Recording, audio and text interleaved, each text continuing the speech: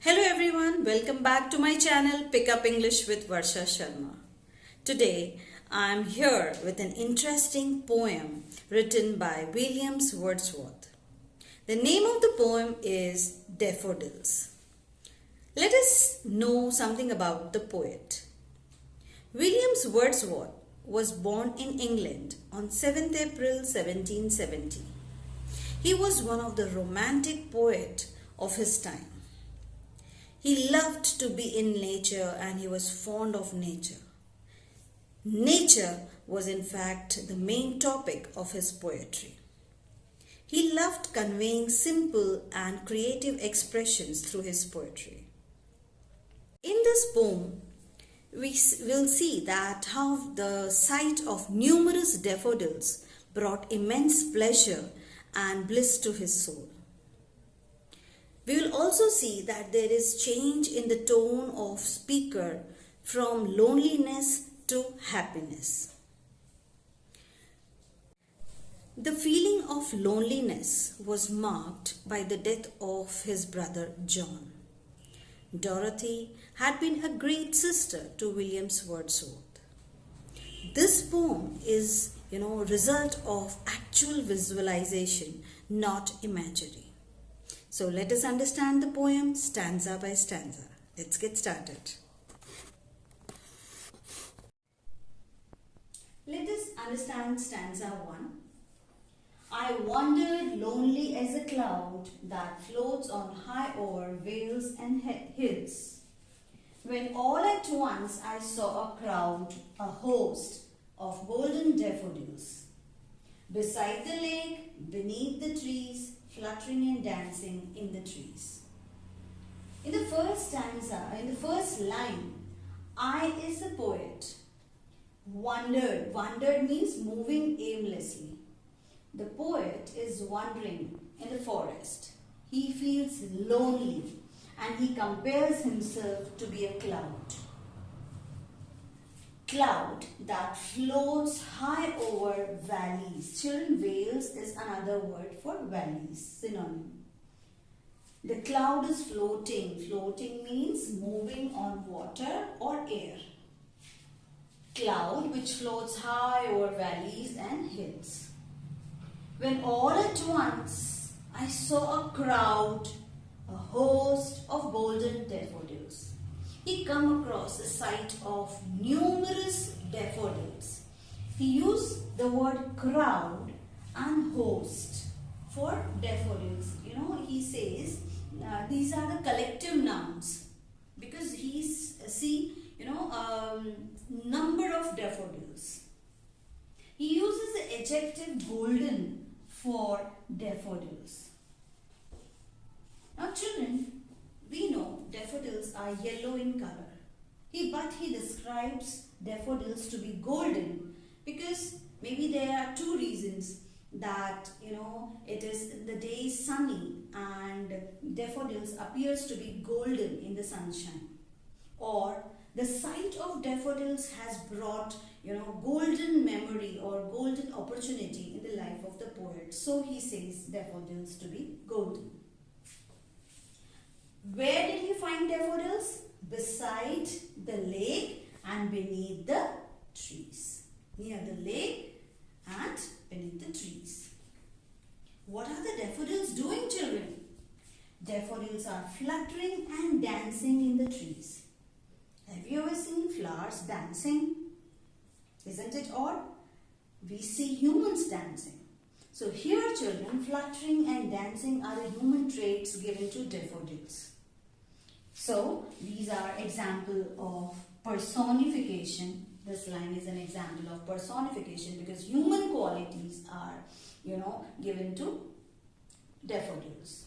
So this is an example of personification, which is a figure of speech. In the first line, the poet compares himself to be a cloud.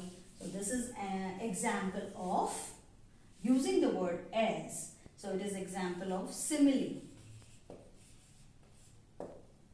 Right? Here crowd and host are example of collective noun.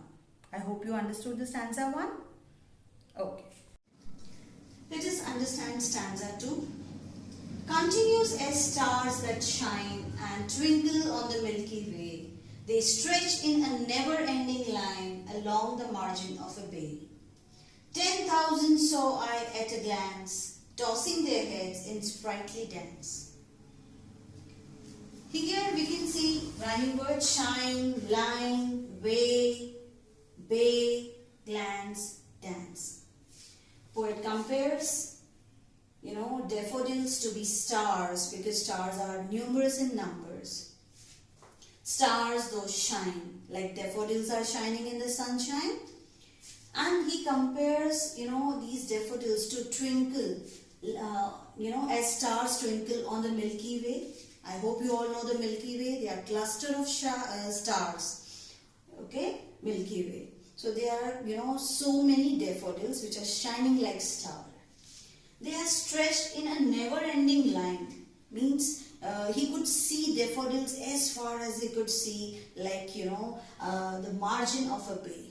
The inward curved line of the coast is bay.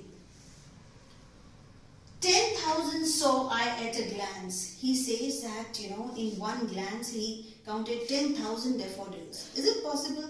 No. He uses the word 10,000 to stress, to give emphasis to the number of daffodils, that they are numerous. Right? So he uses the word 10,000. He has not counted actually that they are 10,000, but he says that they are many in number. There is an emphasis, on these words, which is again another figure of speech, which is hyperbole.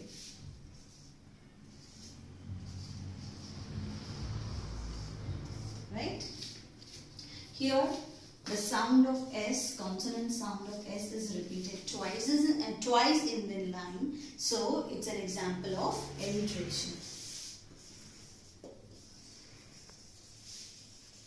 Okay? Tossing their heads in sprightly dance. Sprightly means lively. Lively dance. The daffodils are dancing. They are tossing their head. They do not have actually heads. Here again, dancing or tossing, it's a human quality, human trait associated with daffodils. It's again an example of personification.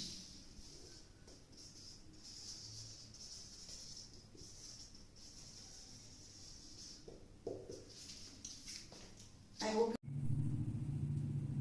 Stanza 3. The waves beside them danced, but they outed the sparkling waves in glee. These two lines, the poet says that the waves in the water, they are also dancing, but they outdid. Outdid means surpass, surpass. Here he says that daffodils are also dancing, waves in the water are also dancing, but the dance of daffodils is more enchanting, more pleasing than the dance of waves. A poet could not be gay. Gay means happy.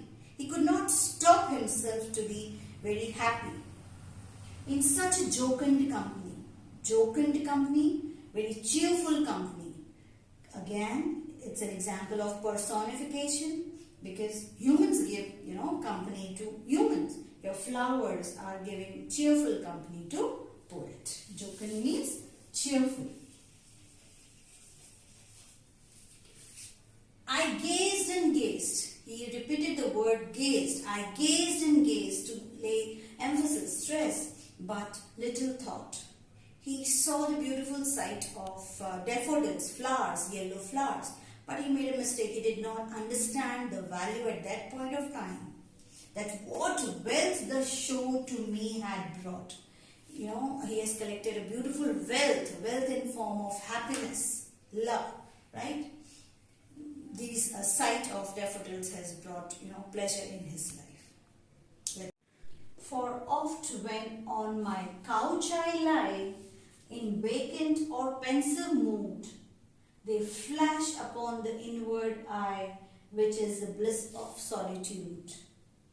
And then my heart with pleasure fills and dances with the daffodils. Again, we can see rhyming words.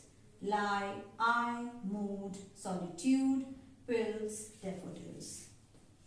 In this line, we can see oft means often.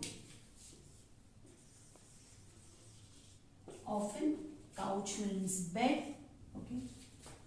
For often on my couch I lie. Whenever he is lying on his couch, bed, when he is in vacant or pensive mood. Pensive mood means dejected. Okay, when he is sad or when he doesn't have anything to think, he is feeling very low. They flash upon the inward eye. Whenever he feels sad or feeling low, the sight of daffodil flashes upon his inward eye. Inward eye, which is eye of imagination. He starts imagining the sight of beautiful daffodils, which is the bliss of solitude. Solitude means loneliness. Whenever he is lonely, when he is alone, still, whenever he is feeling low, still he feels very happy imagining the sight of beautiful, enormous daffodils. So what happens? His heart with pleasure fills, no sorrow, no sadness. He becomes very happy with the sight of those daffodils, and he wishes like dancing like daffodils. I hope you all have understood the poem. Thank you, and don't forget to like, share and subscribe my channel.